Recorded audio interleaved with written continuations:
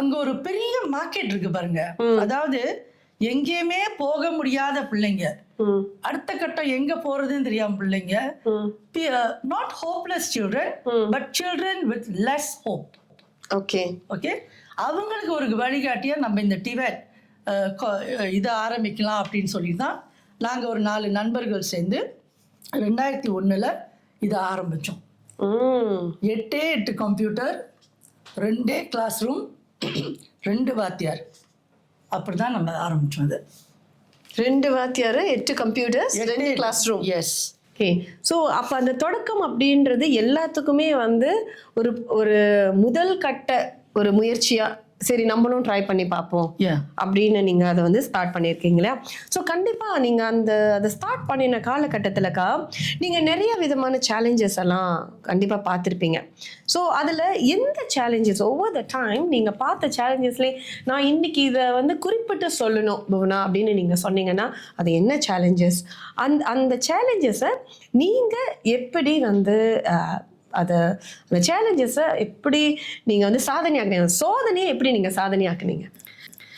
சரி, முக்கியமாக நம்ம தொழில் தொடங்கும் போது பெரிய சேலஞ்ச் வந்து நமக்கு முதலீடு தான் பெரிய சேலஞ்ச். அந்த முதலீடை போட்டு செய்யறதுக்குள்ள வாய்ப்பு நம்ம, பிகாஸ் நாங்கள் 4 நண்பர்களுமே வந்து எல்லாரும் ஒரு பெரிய not born with silver spoon, பெரிய கேஷ் சேவிங்ஸ் வச்சுக்கிட்டு அந்த மாதிரிலாம் ஒன்றும் இல்லை. நம்ம அன்னைக்கு சம்பாதிக்கிறத அந்த மாசத்துக்கு செலவு பண்ணிட்டு போற குடும்பத்துல தான் நம்ம வந்திருக்கோம். ஸோ அதனால முதலீடு தான் எங்களுக்கு பெரிய பிரச்சனையா இருந்தது.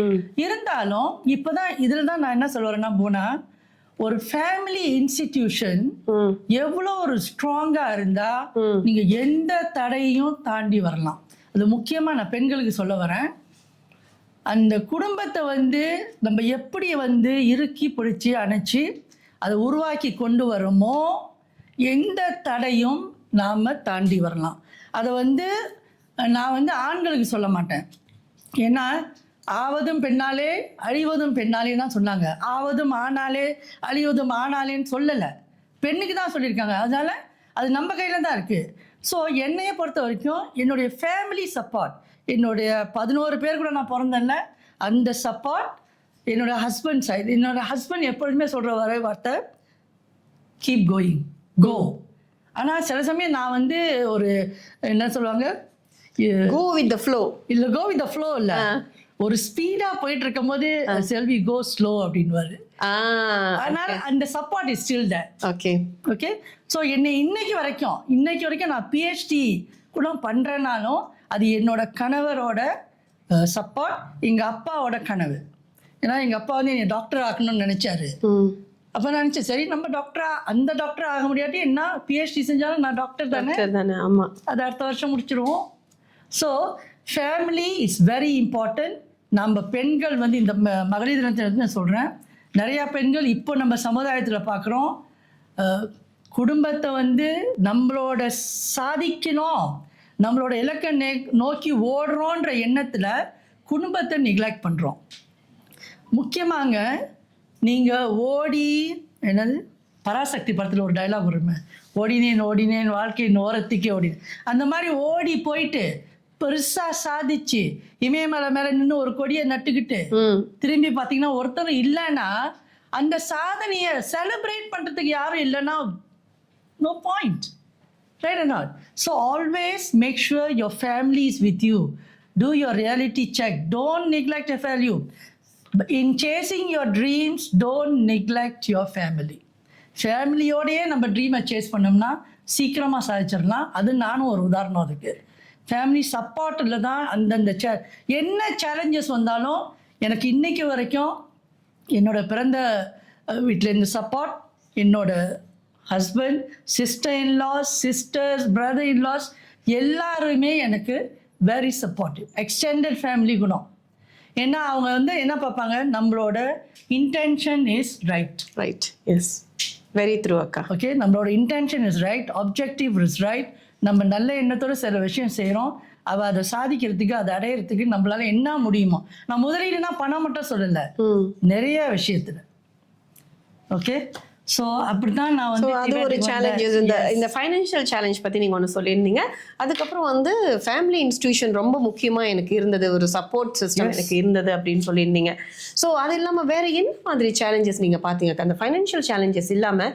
ஏன்னா இந்த இண்டஸ்ட்ரி 24 வருடம் டிவேட் இண்டஸ்ட்ரி அப்படின்றது 2 டிகேட். ஸோ அந்த 2 டிகேட்ல வந்து நீங்க பார்த்த மித்த சேலஞ்சஸ், ஏன்னா இப்போ பார்த்துக்கிட்டு இருக்க எல்லா பெண்களுக்குமோ சரி இல்லை ஆண்களுக்குமே சரி, ஒரு தொழிலை நம்ம வந்து ஃபர்ஸ்ட் ஸ்டார்ட் பண்ணணும் அப்படின்னா ஃபைனான்ஷியல் சேலஞ்சஸ் அப்படின்றது ஒரு காமனான ஒரு விஷயமா இருக்கு. ஸோ அதை தவிர்த்து நீங்க வேற பார்த்த விஷயங்கள் இந்த, ஏன்னா அது ரொம்ப புதுசுன்னு சொன்னீங்க. 2001 டிவேட் வந்து பிரைவேடைஸ் பண்ணினது வந்து ரொம்ப புதுசு இருக்கு. ஓகே, 89லேருந்தே நம்ம கிட்ட இந்த வேற பேர்ல MLVK அந்த மாதிரிலாம் நிறைய பேர்ல இருந்தது. ஆனா இதுக்கு ஒரு புத்துணர்ச்சி கொடுத்தது வந்து அந்த டைம் 2000 டைம். ஸோ நீங்க கேட்ட மாதிரி போனா வேற சேலஞ்சஸ் அப்படின்னு சொன்னீங்கன்னா, பண முதலீடை தவிர்த்து வந்து இப்போ தொழில் எல்லாருமே தொடங்கலாம். ஆனா எல்லாருக்குமே அந்த பிசினஸ் அக்யூமென்ட்னு சொல்லுவாங்க இங்கிலீஷ்ல, அது இருக்குதான்னு தெரியாது. புவனா டிஜிட்டல் மார்க்கெட்டிங்கில் இந்த நாட்டிலே வந்து இவ்வளோ ஒரு ப்ராப்ளமாக இருக்குன்னு சொல்லிட்டு நான் போய் நாளைக்கு அதை திறக்க முடியாது. ஏன்னா அந்த தகுதியை நான் இன்னும் வளர்த்துக்கல. ஸோ என்னையை பொறுத்த வரைக்கும் நான் இந்த டிவேட் கல்வித்துறையில் வர்றதுக்கு வந்து என்னுடைய 18 வருஷம் அனுபவம், இதுக்கு முன்னாடி இந்த 18 வருஷம் அனுபவம், அந்த கல்வித்துறையில் உள்ள அனுபவம் தான் எனக்கு இங்கே வரப்போ நமக்கு சுலபமாக இருந்தது. ஸோ நம்ம ஒரு தொழிலில் இறங்கும் போது அதுக்கான தேவையான தகுதிகளை, கல்வி தகுதி மட்டும் இல்லை, கல்வி மைண்ட் செட் அதையும் நம்ம உருவாக்கிக்கணும். அந்த தகுதியெல்லாம் நம்ம வளர்த்துக்கிட்டோம்னா, இப்போ நான் வந்து டிவேட் காலேஜ் வந்து அண்டர் கமந்திரியான் சும்மா மனுஷியம். ஓகே, அங்கே வந்து சில ரெகுலேஷன்ஸ் இருக்கும், ரூல்ஸ். ஆரம்ப கட்டத்தில் நம்ம ஆரம்பிக்கும் போது நிச்சயம் நமக்கும் ரொம்ப ஃப்ரஸ்ட்ரேஷனாக இருக்கும். என்ன இது கேட்குறாங்க, அதை கேட்குறாங்க, இந்த சர்டிஃபிகேட் இல்லைன்னு சொல்கிறாங்க, அந்த சர்டிஃபிகேட் இல்லைன்னு சொல்கிறாங்க. அப்புறம் நம்ம ஒரு கட்டத்தில் யோசிச்சோம், லிசன், இதெல்லாம் இருந்தால் தான் நம்மளோட ஜேர்னி வந்து ஸ்மூத்தாக போகும். So make sure we acquire all the qualification. Okay, so நம்ம வந்து இப்போ நான் என்னையை பொறுத்த வரைக்கும் நான் அதற்கு தகுந்த நான் டிகிரி முடித்து மாஸ்டர்ஸ் முடித்து என்ன முடிச்சிருந்தாலும் 18 வருஷம் கல்வி தகுதி அனுபவம் இருந்தாலும் இன்னும் சில தகுதிகளை வந்து நான் வளர்த்துக்க வேண்டியதாக இருந்தது. இன்னும் நிறைய சர்டிஃபிகேஷன், இதை டிவேட் சம்பந்தமான சர்டிஃபிகேஷன் குவாலிஃபிகேஷன்ஸை நான் எடுக்க வேண்டியிருந்தது.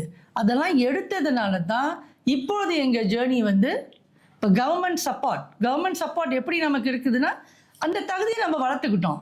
ஸோ அந்த தகுதியெல்லாம் வளர்த்துக்காமல் நானும் தொழில் செய்ய போகிறேன்னு போயிட்டு எடுத்தோ கவுழ்த்தோன்னு நம்ம இது பண்ணோம்னா அது சரியாக வராது. ஃபெயிலியர்னு நான் சொல்ல மாட்டேன், சரியாக வராது. நீங்கள் இன்னும் முயற்சி பண்ணணும். ஸோ அதனால் தகுதியை வளர்த்துக்கிட்டு அதுக்கப்புறம் எதுலேயும் இறங்குங்க.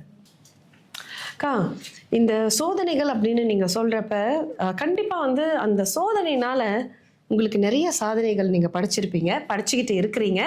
ஸோ ஒரு நோட்டபிளான ரெக்கக்னிஷன் அப்படின்னு உங்களோட இந்த இண்டஸ்ட்ரியில், இந்த ஜேர்னியில், இந்த 24 வருஷம் இண்டஸ்ட்ரியில் நீங்கள் இங்கே பகிர்ந்துக்கணும் அப்படின்னு நினைக்கிற எந்த ரெக்கக்னிஷனாலும் பகிர்ந்துக்கலாம்க்கா. ஓகே போனா, நான் எப்பொழுதுமே வந்து ஒரு விஷயத்தை எடுத்து செய்யும் போது நான் வந்து இதை சாதிக்கணும்னு நினச்சி நான் செய்ய மாட்டேன். இந்த விஷயத்தை நான் நல்லபடியாக செய்யணும். I must give my best to the best of my ability அப்படின்னு சொல்லி தான் ஒவ்வொரு விஷயத்தையும் நான் செய்வேன். அந்த விஷயம் சாதனை ஆகுதோ சாதனை ஆகலையோ அதை வந்து ஆனால் நல்லது. ஆனால் அந்த விஷயத்தை நல்லபடியாக நான் முடிச்சிடுன்னா அந்த மாதிரி ஒரு ஜேர்னியில் தான் நான் போயிட்டுருக்கிறதுனால சில ரெக்கக்னிஷன் வந்து எனக்கு தன்னால் தான் தேடி வரும். இன்னைக்கு வந்த மாதிரி இது எனக்கு ஒரு பெரிய recognition. I am really honoured. இது இந்த நாளில் வந்து என்னை முதலாக வந்து நீங்கள் அறிமுகப்படுத்துறீங்கன்னு. அதை தவிர்த்து எனக்கு நோட்டபிள் ரெக்கக்னிஷன் அப்படின்னா மலேசியா சைனா சில்க் ரோட் 2016 வந்து Malaysian Chinese industry entrepreneurs association மச்சிதா அப்படின்னு மலேசியாவில் இருக்குது. அவங்களும் மாற்றேடும் சேர்ந்து சில பெண் தொழில் முனைவருக்கு வந்து அங்கீகாரம் கொடுத்தாங்க. அதில் எனக்கு வந்து 2 அவார்ட் கிடச்சிது. ஒன்று குட்வில் அம்பாசடர் அவார்ட், ரெண்டாவது இன்டர்நேஷ்னல் அகாடமிக் லீடர்ஷிப் அவார்ட். இது ரெண்டும் அவங்க 2016 கிடைச்சது. இன்னொன்று எனக்கு ரொம்ப பிடித்தமான அவார்டு வந்து முன்பு இருந்த, அதாவது deputy high commissioner of India madam Archana Nair அவங்க மூலமாக எனக்கு சேஞ்ச் மேக்கர் அவார்ட் ஒன்று கிடைச்சிது. அப்புறம் ப்ரைவேட் இந்த எஜுகேஷ்னல் அவார்ட் வந்து நாப்பே எக்ஸலன்ஸ் அவார்ட், அதாவது நாப்பே வந்து it's an association for private educational institutions.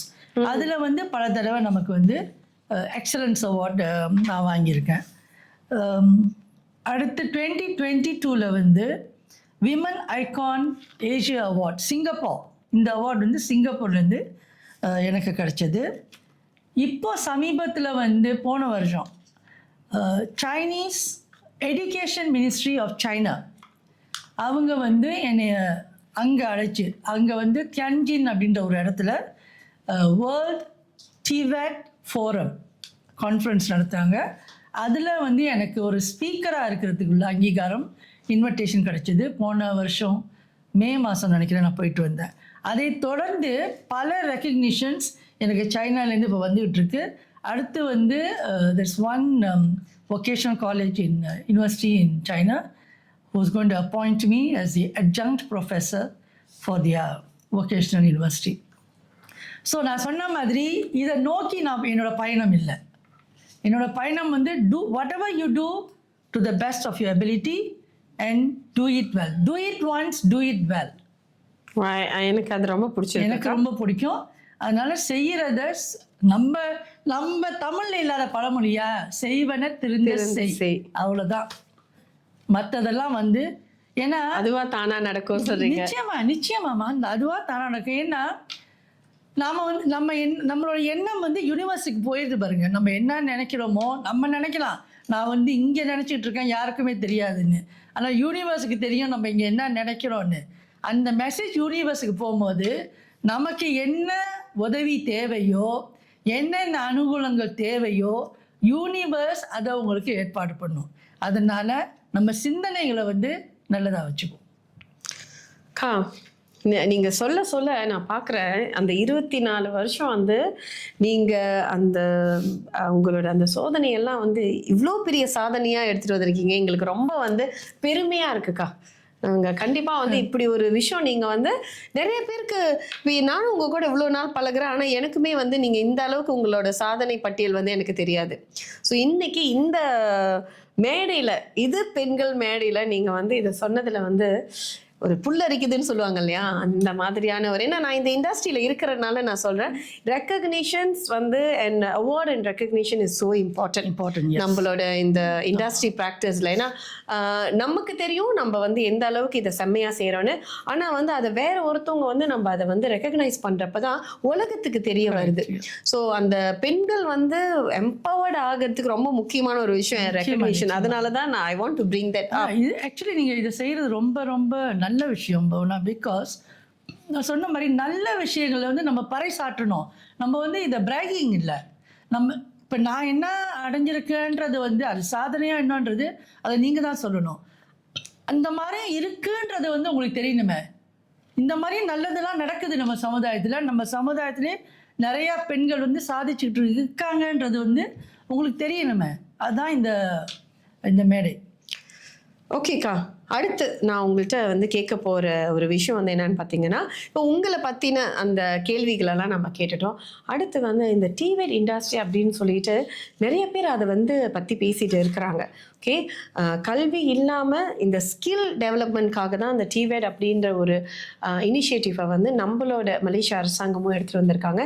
இதில் 24 வருஷம் நீங்கள் வந்து ஆக்சுவலி பயணம் பண்ணியிருக்கீங்க. அப்படின்னா இந்த டிவேட் இண்டஸ்ட்ரி வந்து நம்மளோட எதிர்காலத்துக்கு, நம்மளோட இப்போ யங் ஜெனரேஷன்ஸ் இருக்காங்க இல்லையா, இந்த அவங்களுக்கோட எதிர்காலத்துக்கு என்ன மாதிரியான வாய்ப்புகள் எல்லாம் இருக்குன்னு நீங்கள் கொஞ்சம் ஷேர் பண்ண முடியுமாக்கா? ஓகே, டிவேட் இண்டஸ்ட்ரி வந்து டிவேட்னா என்ன, technical vocational education and training. அதில் எஜுகேஷன்ற வார்த்தை அதில் அடங்கியிருக்கு. ஸோ டிவேட்ன்ற பொறுத்த வரைக்கும் இதை வந்து சாதாரணமாக நம்ம நினைக்க முடியாது. டிவேட் தான் இப்போ எதிர்காலமே.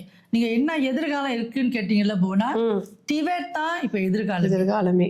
ஓகே, ஸோ இப்போ இதை வந்து சாதாரணமாகவே நம்ம நினைக்க முடியாது. ஏன்னா இப்போது நான் 24 வருஷம் இந்த இண்டஸ்ட்ரியில் இருக்கிறேன் அப்படின்னு சொன்னாக்கா, இந்த 24 வருஷத்தில் கிட்டத்தட்ட 10,000 மாணவர்கள் நம்மகிட்டயே, இப்போ நான் சொல்கிறது சிக்யூடெக், என்னுடைய சிக்யூடெக் டிவேட் கல்லூரியிலேயே வந்து இந்த 24 வருஷத்தில் வந்து கிட்டத்தட்ட 10,000 மாணவர்கள் நம்ம உருவாக்கி விட்டுருப்போம்.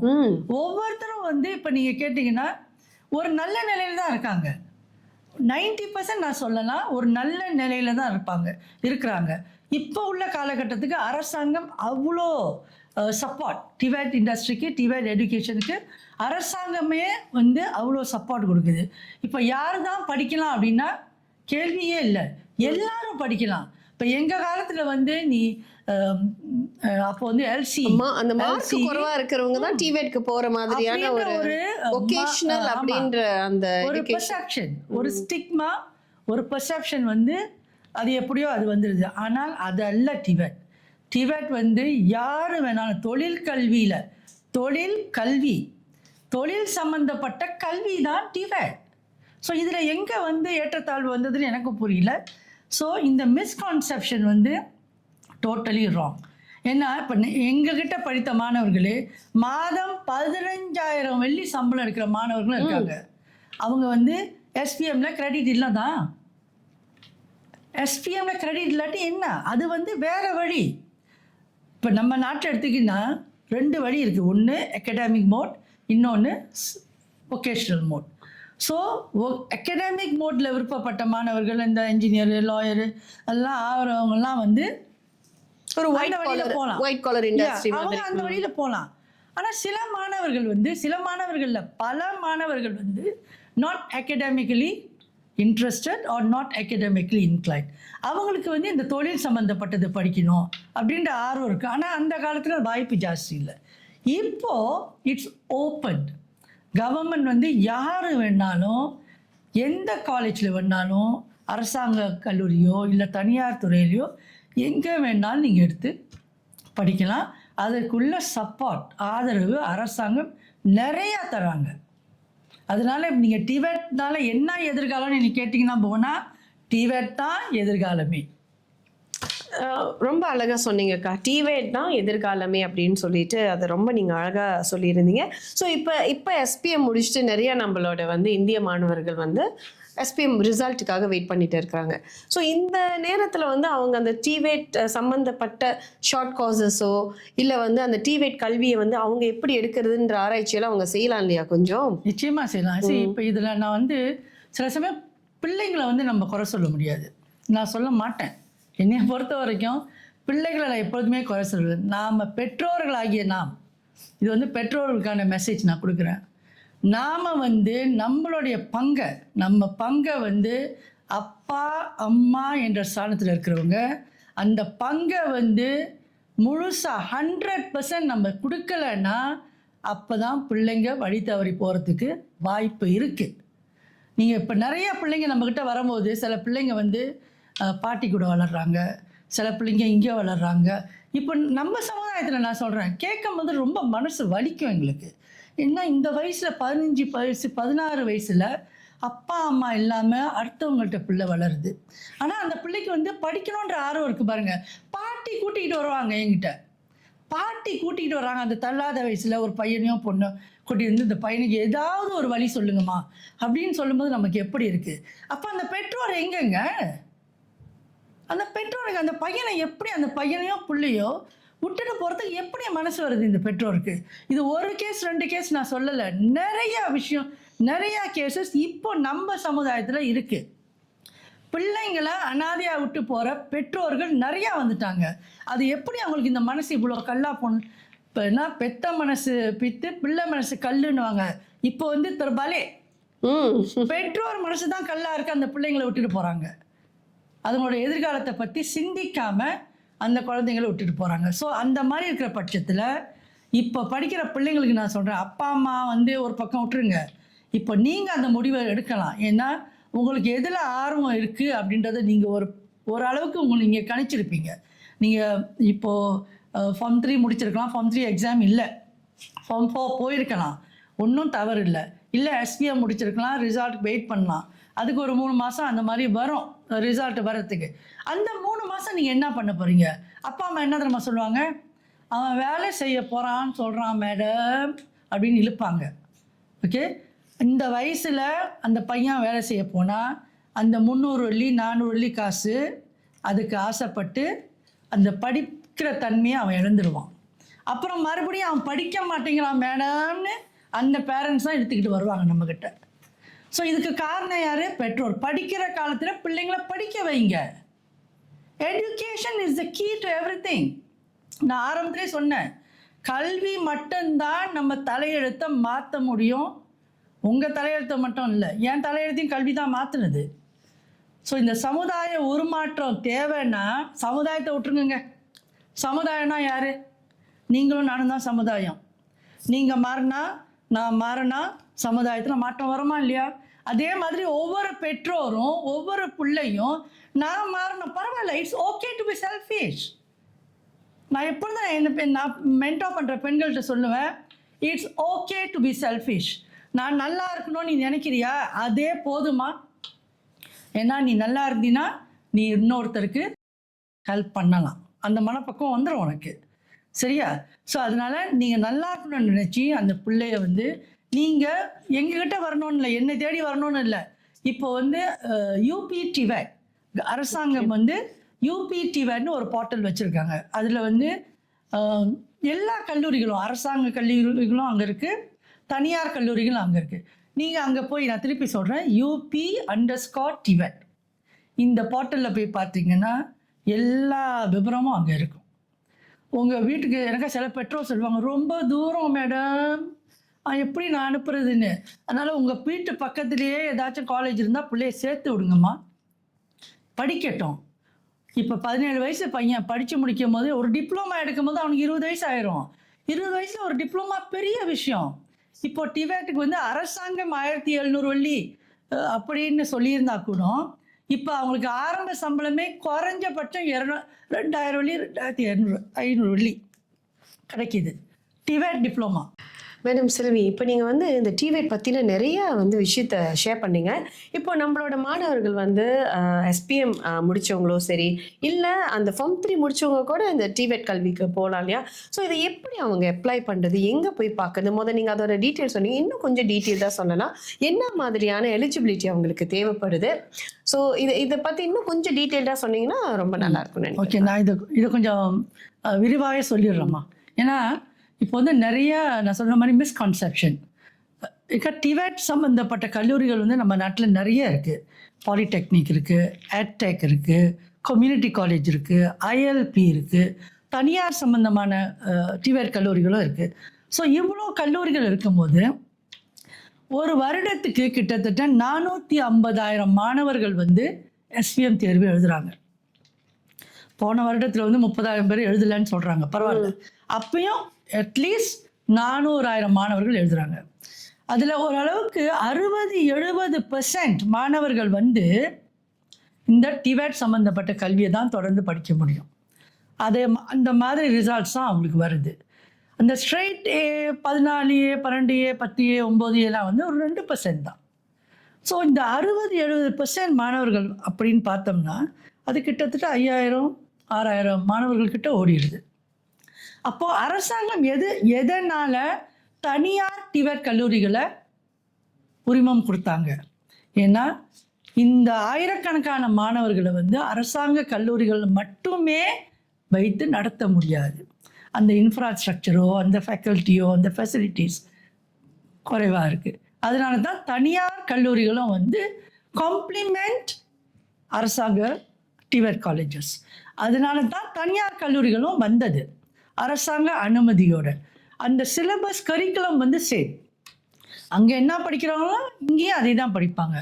ஆனால் நம்ம நாட்டை பொறுத்த வரைக்கும் டிவேட் வந்து சில டிவேட் கல்லூரிகள் வந்து மினிஸ்ட்ரி ஆஃப் எஜுகேஷன் கீழே இருக்குது, சிலது வந்து கமந்திரியான் பலியடான் சுக்கான் கீழே இருக்குது, சில வந்து கமந்திரியான் சும்பமனசியில் இருக்குது. ஸோ இந்த மாதிரி நிறையா மினிஸ்ட்ரிஸ் வந்து கிட்டத்தட்ட 6-7 மினிஸ்ட்ரிஸ் வந்து டிவேட் சம்மந்தப்பட்ட கல்வியை நடத்துகிறாங்க. இருந்தாலும் மெயின் வந்து கமந்திரியான் சும்பமனுசிய, கமந்திரியான் படிடிக்கன். ஓகே, இதனால தான் வந்து சில பெற்றோர்கள் வந்து விவரம் தெரியாமல் நாம் எடுத்து சொல்லும் போது முதல் கேள்வி MQAல ரெக்கக்னைஸ் பண்ணியிருக்காங்களான்னு கேட்பாங்க. நான் இதை எல்லாம் இதை இப்போ சோஷியல் மீடியாவில் சொல்கிறதுனால சொல்கிறேன்.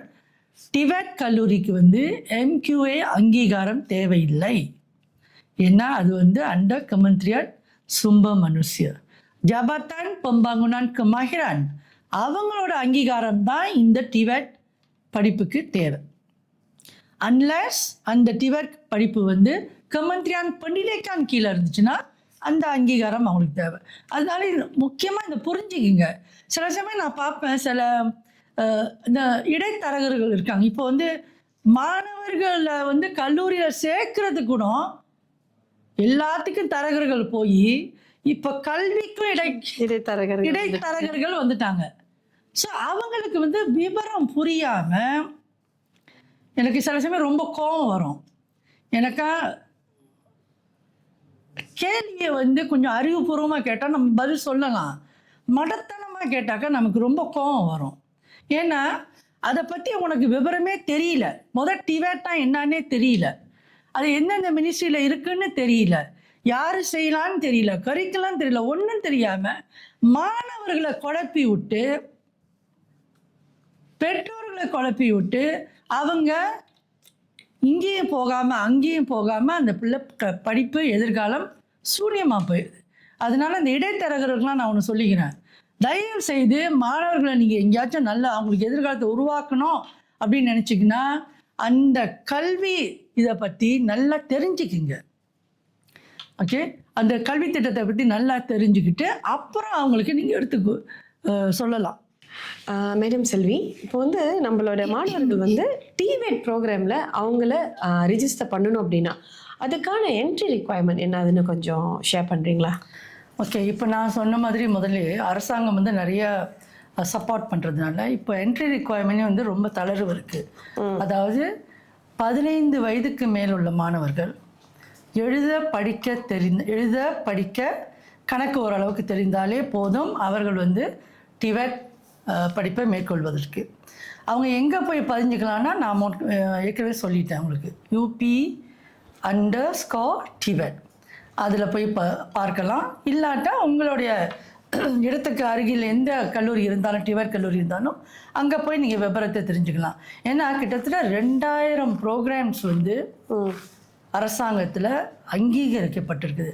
நீங்கள் எந்த செக்டர் எடுத்தாலும் சரி, manufacturing sector, industrial sector, health sector, construction, எல்லா செக்டர்லையுமே வந்து டிபெட் இருக்குது.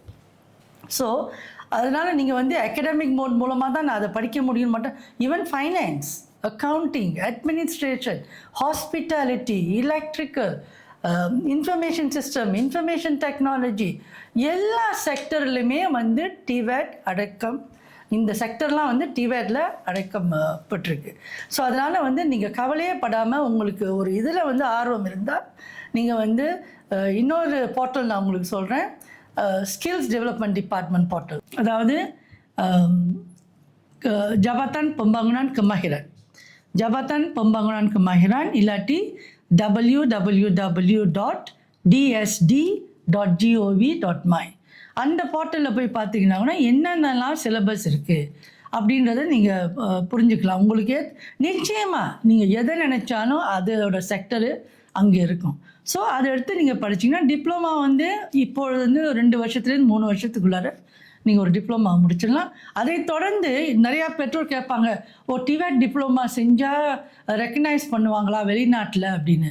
அதுக்கும் நான் பதில் சொல்கிறேன். என்னோடய 24 வருஷ இதில் வந்து எங்களுடைய மாணவர்களே இத்தாலி நாடு முதற்கொண்டு சிங்கப்பூர் முதற்கொண்டு அவர்கள் வேலை செய்கிறாங்க, அந்த நாட்டு கரன்சியில் சம்பளம் எடுத்துக்கிட்டு.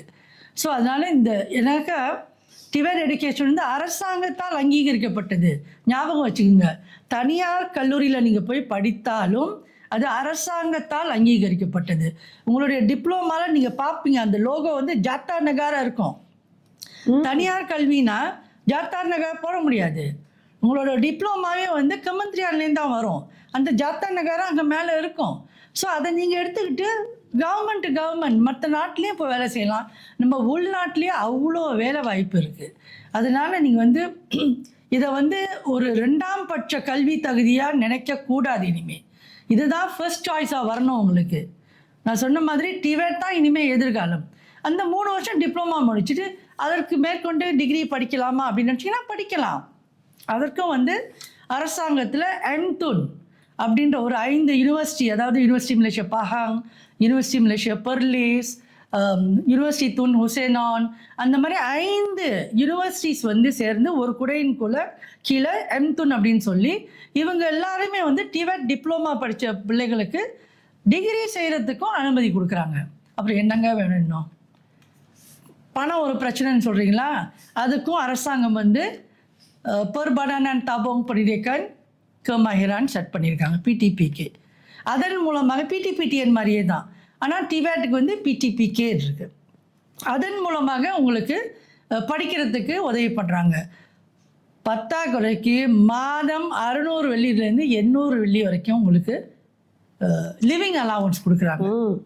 அப்போது பெற்றோர்கள் வந்து ஐயோ எனக்கு பண பிரச்சனையாக இருக்குது அப்படின்னு நீங்கள் சொன்னீங்கன்னா பிரச்சனையே இல்லைங்க. அவங்க கொடுக்குற 600 வெள்ளியிலேருந்து 800 வெள்ளியில் வரைக்கும் அந்த பையன் சொந்தமாகவே படிச்சுக்குவான். டிரான்ஸ்போர்ட்டுக்கு 50 வெள்ளி தான் டிரான்ஸ்போர்ட்டு பாஸ் எடுத்திங்கன்னா பாக்கி 750 வெள்ளி கையில் இருக்கா இல்லையா? அதை வச்சு படிக்கலாமா இல்லையா பிள்ளை? அப்போ நீங்கள் ஏன் காரணம் சொல்பவர்கள் காரியம் சாதிப்பதில்லை. பெண்களே, காரணம் சொல்பவர்கள் காரியம் சாதிப்பதில்லை. அதனால ஒரு நல்ல காரியத்தை செய்யாமல் இருக்கிறதுக்கு 1000 காரணம் தேடாதீங்க. அதை செய்யறதுக்கு ஒரே ஒரு காரணம் தேடுங்க, போதும். ரொம்ப அழகாக சொன்னீங்கக்கா, எனக்கு அது ரொம்ப பிடிச்சிருந்துச்சு. காரணம் பார்ப்பவர்கள் காரியம் செய்பவர்கள் காரணம் பார்ப்பது. காரியம் செய்பவர்கள் காரணம் பார்ப்பதில்லை. அது ரொம்ப ஒரு நல்ல விஷயம். ஓகே, நீங்கள் வந்து இந்த டிவேட் பற்றின நிறைய இன்ஃபர்மேஷன் கொடுத்தீங்க. கண்டிப்பாக வந்து இதை பார்த்துக்கிட்டு இருக்கிற பெற்றோர்கள், உங்களோட பிள்ளைங்களுக்கு வந்து டிவேட் கல்வி மேலே ஆர்வம் இருந்துச்சு அப்படின்னா இதை கண்டிப்பாக வந்து ஒரு நல்ல விஷயமா நீங்கள் வந்து எடுத்துக்கலாம். ஓகே, திருமதி செல்வி வந்து நீங்கள் இந்த டிவேட் இண்டஸ்ட்ரியில் இருக்கிறீங்க, அது வந்து உங்களோட பிரெட் அண்ட் பட்டர் அப்படின்னு சொல்லலாம். ஆனால் அது இல்லாமல் நீங்கள் நிறைய வாலண்டியர் ஜாப் செய்கிறீங்க. ஸோ அந்த உங்களோட வாலண்டியர் ஜேர்னியை நீங்கள் கொஞ்சம் ஷேர் பண்ணிக்கலாம். வாலண்டியர் ஜேர்னி வந்து சோஷியல் சர்வீஸ் சொல்கிறீங்க அப்படின்னா சமூக சேவை உங்களோட. ஏன்னா எல்லாத்துக்கும் வந்து நான் பார்த்த பெண்கள் அதிகப்படியாக அந்த இண்டஸ்ட்ரியில் ஒரு நல்ல பரிமாணத்துக்கு வந்த பெண்கள் எல்லாமே வந்து சமூக சேவையில் கண்டிப்பாக ஈடுபட்டு இருக்கிறாங்க. ஸோ அவங்க வந்து தான் மட்டும் உயரணும்னு நினைக்காம தன்னை சுற்றி இருக்கிறவங்களும் உயரணும்னு நினைக்கிறவங்க தான் வந்து உண்மையான தலைவர்களாக நான் பார்க்குறேன். ஸோ அந்த மாதிரி விஷயத்தில் நீங்களுமே வந்து நான் பார்த்து வியந்த ஒரு தலைவி தான். ஸோ உங்களோட இந்த சமூக சிந்தனை, சமூக நலன் கருதி நீங்கள் செய்கிற சில விஷயத்த நீங்கள் ஷேர் பண்ணலாம். ஓகே, எனக்கு சமூக சேவைன்றது வந்து நான் 24 வயசு இருக்கும்போது ஆரம்பிச்சது. அது எப்படி ஆரம்பிச்சதுன்னா எங்கள் ஃபேமிலி தான் இன்ஃபேக்ட். ஸோ அப்பா வந்து அப்பொழுது இந்த நாட்டில் நான் பெருமையாக சொல்லலாம், இந்த நாட்டில் வந்து தேவாரம் அப்படின்னு ஒன்று இப்போ ஒழிச்சிக்கிட்டு இருக்குன்னா அதுக்கு எங்கள் அப்பாவும் ஒரு காரணம்.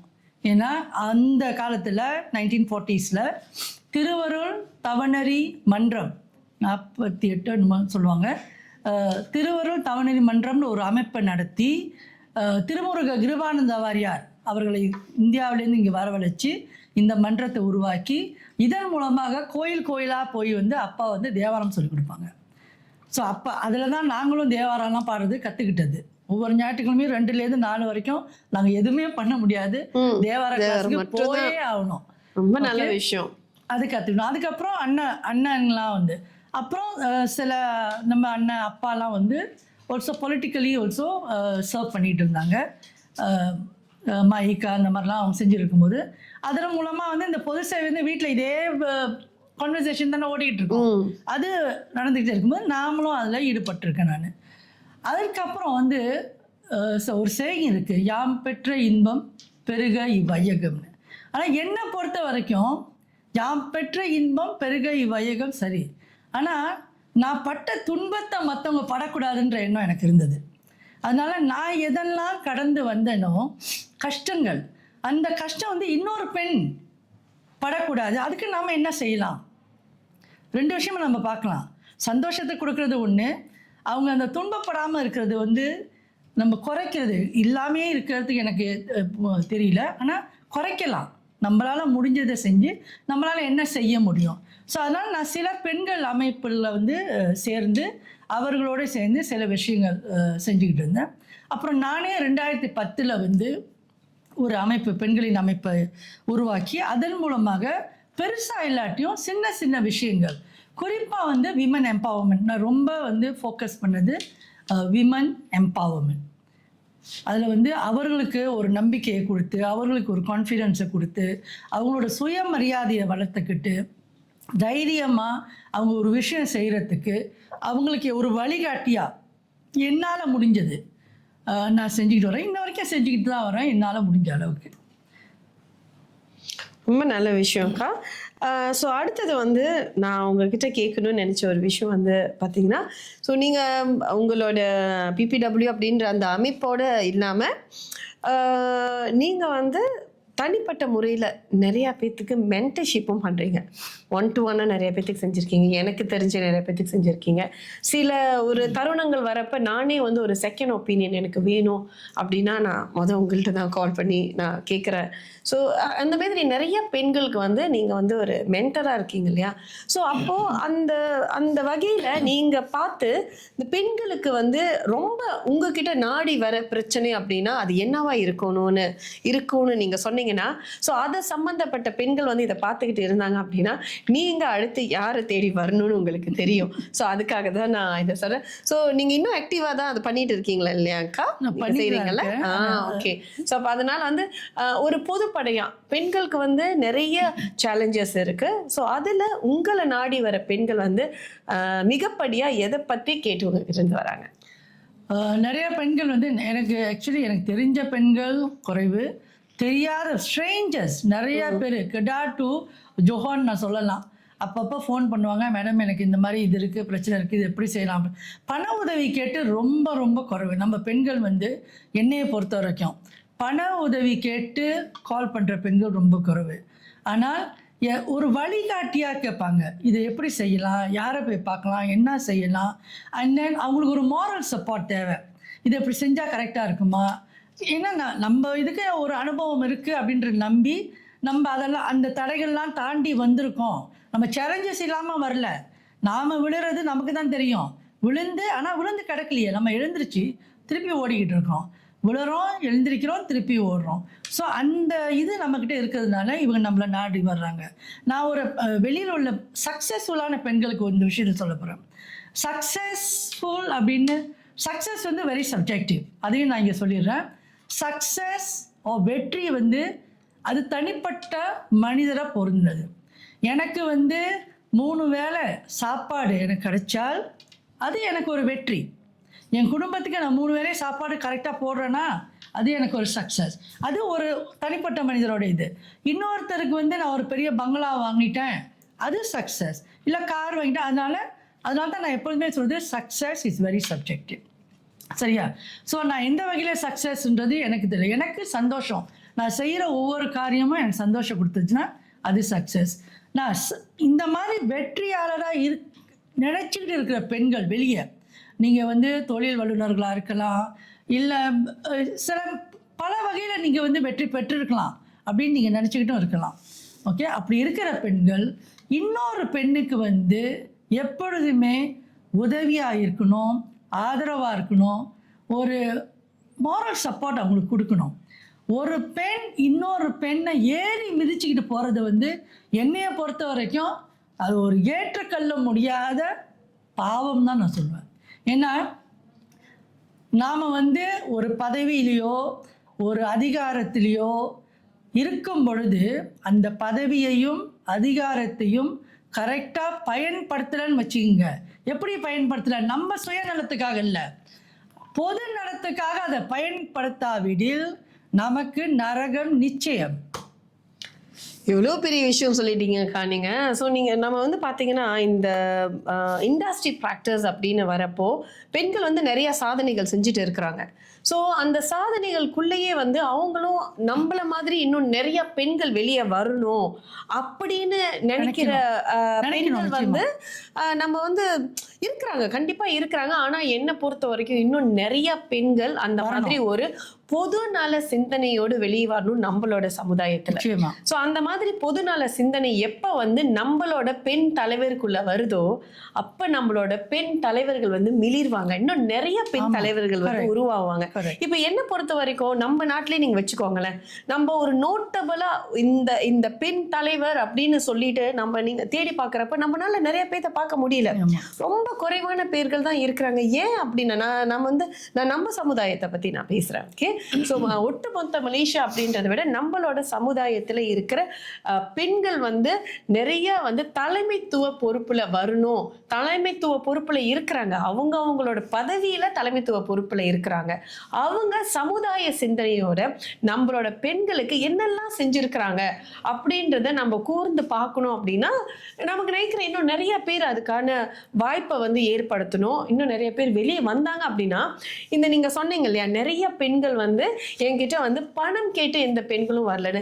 அக்கா நானும் இதை வந்து கண்டிப்பா நானும் வந்து ஒரு விஷயமா வந்து இந்த இடத்துல நான் பதிவு பண்ணணும்னு நினைக்கிறேன். நம்ம வந்து எடுகேஷன் இண்டஸ்ட்ரியில இருக்கோம். இப்போ இது வந்து என்னோட 19வது வருஷம் நான் வந்து இண்டஸ்ட்ரி ப்ராக்டிஸ்ல இருக்கிறது. அது இல்லாம வந்து நம்ம அந்த ஆண்டர்பிரினியர் ஜேர்னி ஒரு ட்ரெயினரா ஸ்டார்ட் பண்ணி இப்போ வந்து கிட்டத்தட்ட ஒரு 7 வருடம் முடிந்த 8வது வருடத்துல நான் இருக்கிறேன். ஸோ இந்த இடத்துல வந்து நான் நிறைய பெண்களை சந்திக்கிறேன். ஸோ அந்த ஒவ்வொரு பெண்களும் அவங்க வந்து என்கிட்ட வந்து கத்துக்கணும்னு தான் வராங்க, நாங்களும் வந்து சம்பாதிக்கணும்னு வராங்க. ஆனா வந்து யாருமே வந்து புவனா எனக்கு வந்து ஒரு 200 வெள்ளி கொடுங்க, ஒரு 100 வெள்ளி கொடுங்கன்னு யாரும் வந்து பணம் கேட்டு வர்றது கிடையாது. ஆனா அவங்களோட தொழிலை வந்து மேம்படுத்துறதுக்காக மோரல் சப்போர்ட், நீங்க முதல்ல சொன்னீங்களே அந்த மோரல் சப்போர்ட்காக வராங்க. அது இல்லாம அவங்க இன்னொரு விஷயம் கேட்கறாங்க, கவர்மெண்ட்ல இருந்து எங்களுக்கு வந்து ஏதாவது ஃபண்டிங் கிடைக்கும். பெருசாலாம் ஒன்றும் இல்லை. இப்போ அவங்க வந்து ஆக்சுவலி ஒரு கேத்தரிங் செய்யறாங்க, ஹோம் பேஸ்ல ஒரு கேத்தரிங் செய்யறாங்க அப்படின்னா, ஸோ அந்த கேத்தரிங்கை இன்னும் பெட்டரா செய்யறதுக்கு எனக்கு வந்து இன்னும் நிறைய வந்து பொருட்கள் எல்லாம் நான் எப்படி வந்து கவர்மெண்டோட இதுல இருந்து நான் எடுக்கிறது, அந்த மாதிரி தான். ஸோ அந்த அரசாங்கம் சார்ந்த அந்த உதவியை வந்து எப்படி நமக்கும் கிடைக்கணும் அதை பத்தி தெரிஞ்சுக்கணும்னு நினைக்கிறாங்க. அது இல்லாம இந்த இலக்கியவியல்ல நம்மளோட தொழிலை எப்படி எடுத்துட்டு போய் இன்னும் நிறைய பேருக்கிட்ட நம்ம சேர்க்கறது, அதனால எங்களோட வந்து இன்கம் நாங்க எப்படி இன்க்ரீஸ் பண்றது, இந்த விஷயத்துக்காக தான் வராங்க. அது இல்லாம சில டைம் வந்து அவங்க வந்து ஒரு மன உளைச்சலுக்கு ஆளாகிறாங்க. அது வந்து குடும்ப சூழ்நிலைகளா இருக்கலாம், இல்ல வெளியில நடக்கிற அந்த சூழ்நிலையினால அவங்களோட மன அழுத்தம் அந்த மாதிரியான ஒரு இமோஷனலி அவங்க வந்து ரொம்ப டிஸ்டர்ப்ட் ஆனனால அந்த மாதிரியான ஒரு மோரல் சப்போர்ட்காக தான் பெண்களை வந்து நாடுறாங்க. ஸோ அப்படி நாடுறப்ப நம்ம வந்து பொது நல சிந்தனையோட அவங்களுக்கு ஹெல்ப் பண்ணினோம் அப்படின்னா நம்மளோட சமுதாயம் கண்டிப்பா அடுத்த நிலைமைக்கு வரும் அப்படின்றதுல வந்து எந்த வித ஐயமும் இல்லை.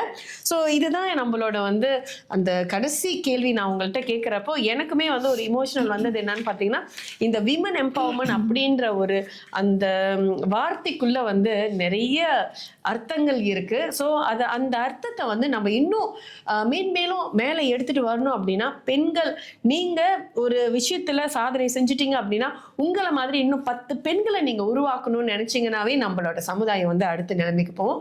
ஸோ அதுக்கான தேடல் தான் வந்து இது பெண்கள் மேடை. ஸோ இந்த எபிசோட் 1 நம்மளோட திருமதி கலைசெல்வி ராஜேந்திரன் வந்து ரொம்ப அழகா இவ்வளோ நேரம் நம்மளுக்கு 1 ஹவருக்கு மேலே வந்து நமக்கு அவங்களோட ஜேர்னியும் சொன்னாங்க. டிவேட் படிக்கணும் அப்படின்னா நம்மளோட சில்ட்ரன்ஸ், நம்மளோட குழந்தைங்க வந்து எந்த மாதிரியான டிவேட் ப்ரோக்ராம் அவங்க எடுக்கலாம், டிவேட் வந்து சாய்ஸ் இல்லை, அதுதான் வந்து அடுத்த எதிர்காலம் அப்படின்னு சொன்னதை வந்து எனக்கு ரொம்ப பிடிச்சிருந்தது. ஸோ இதே மாதிரி அடுத்த எபிசோட்ல இது பெண்கள் மேடை அப்படின்ற அடுத்த எபிசோட்ல நாங்க உங்களை சந்திக்கிறோம். அதுவரை இந்த பெண்கள் மேடை அப்படின்ற நம்மளோட இந்த இனிஷியேட்டிவை நீங்க எல்லாரும் ஆதரிப்பீங்க அப்படின்னு நான் நினைக்கிறேன். ஸோ இதை வந்து நாங்கள் சோஷியல் மீடியால பகிர்றப்போ இன்னும் நிறைய பேத்துக்கு நீங்க இதை பகிருங்க, இன்னும் நிறைய பேத்துக்கு இது போய் சேரணும். அது இல்லாம நம்மளோட சமுதாய சிந்தனை அப்படின்றது வந்து உருமாற்றம் அப்படின்றது வந்து நமக்குள்ளதான் இருக்கு. அதை வந்து திருமதி செல்வி ரொம்ப அழகா சொன்னாங்க. சமுதாய சிந்தனை உருமாற்றம் நமக்குள்ளதான் இருக்கு. நம்ம மாறணும், நம்மளை சுத்தி இருக்கிறவங்களை மாத்தினாவே நம்மளோட சமுதாயம் மாறும். அது இல்லாமல் கண்டிப்பாக வந்து அரசாங்கம் அவங்களோட முயற்சியை செய்கிறாங்க, தலைவர்கள் அவங்களோட முயற்சியை செய்கிறாங்க. பட் பப்ளிக்கான நம்ம சமுதாயத்தை மாற்றணும்னா அது நம்ம கையில தான் இருக்கு. இந்த கித்த ஜாக கித்த அப்படின்னு சொல்றாங்க இல்லையா, அது வந்து நம்மளோட சமுதாயத்துக்கு ரொம்ப பொருந்தும். பெண்கள், அதுவுமே வந்து பெண்கள் வந்து நீங்க உங்களை மாத்துங்க, உங்களோட சமுதாயத்தை, உங்களை சுத்தி இருக்கிறவங்கள மாத்துங்க. நம்மளோட சமுதாயமும் நம்மளோட பிள்ளைகளோட எதிர்காலம் ரொம்ப நல்லா இருக்கும் அப்படின்ற ஒரு மிகப்பெரிய ஒரு எதிர்பார்ப்போட இந்த எபிசோட்டை ஒரு முடிவுக்கு வரும். மிக்க நன்றி திருமதி கலைசெல்வி அவர்களே. உங்களோட இந்த நேரத்தை வந்து எங்களுக்காக கொடுத்தமைக்கு வந்து நாங்கள் என்டையர் டீம் ஃப்ரம் இது பெண்கள் மேடையோட டீமுக்கு வந்து நான் ஒரு நன்றியை சொல்லிக்கிறேன். ஸோ இந்த முயற்சியை பற்றி நான் கண்டிப்பாக சொல்லி ஆகணும். இது வந்து ரொம்ப நாள் என்னோட மனசில் இருந்த ஒரு விஷயம். பெண்களுக்காக ஒரு மேடையை வந்து உருவாக்கணும் அப்படின்னு சொல்லிட்டு. ஸோ அதோட முதல் கட்ட இதில் வந்து நமக்கு யார் இதுக்கு ஹெல்ப் பண்ணுவாங்க அப்படின்னு பார்த்தா, ஸோ 2 சைட்ல இருந்து நமக்கு இதோட முயற்சிக்கான சப்போர்ட் வந்துச்சு. ஸோ ஃபர்ஸ்ட் வந்து V1 ப்ரொடக்ஷன். ஸோ கார்த்தியாயினி அப்படின்னு சொல்லிக்கூடிய ஒரு பெண்மணி, ஸோ அவங்க வந்து ஆக்சுவலி நான் வந்து உங்களுக்கு ஹெல்ப் பண்ணுறாங்கக்கா அப்படின்னு சொன்னனால தான் இது வந்து நாங்கள் முழுமையாக செய்ய முடிஞ்சிச்சு, ரைட்? ஸோ அது இல்லாமல் வந்து நம்மளோட டிஜிட்டல் டேவிஸ், நம்ம நிறைய ப்ரோக்ராம் செஞ்சுட்டு இருக்கோம் நம்மளோட டிஜிட்டல் டேவிஸ்க்காக. ஸோ அந்த டிஜிட்டல் டேவிஸ் வந்து இன்னைக்கு நம்மளோட இந்த ப்ரோக்ராமுக்கு வந்து என்னை வந்து இவ்வளோ அழகாக அலங்கரித்து என்னை ரெடி பண்ணி இங்கே உட்கார வச்சுருக்குறாங்க. அது இல்லாமல் வந்து நம்மளோட another support system go digital production. Okay, so அந்த நம்மளோட ஃபேமிலி ஆஃப் கோ டிஜிட்டல் ப்ரொடக்ஷனுக்கும் நான் வந்து ஒரு நன்றியை சொல்லியிருக்கிறேன். அது இல்லாமல் மக்களாகிய நீங்கள் எங்களுக்கு எப்பவுமே வந்து ஒரு மிகப்பெரிய வந்து சப்போர்ட்டாக இருக்கிறீங்க. ஸோ உங்களோட சப்போர்ட் எங்களுக்கு இனிமேல் எப்பயுமே தேவைப்படுது. ஸோ இந்த எபிசோட் இன்னும் நிறைய எபிசோட்டாக மாறணும் அப்படின்றது எங்களோட ஆவா. ஸோ அதுக்கு நீங்கள் வந்து எங்களுக்கு எல்லாத்துக்கும் ஹெல்ப் பண்ணுவீங்கன்னு நினைக்கிறேன். ஸோ வித் தட் மிகவும் நன்றி. இது பெண்கள் மேடை எபிசோட் 1 இத்துடன் முடிவடைகிறது.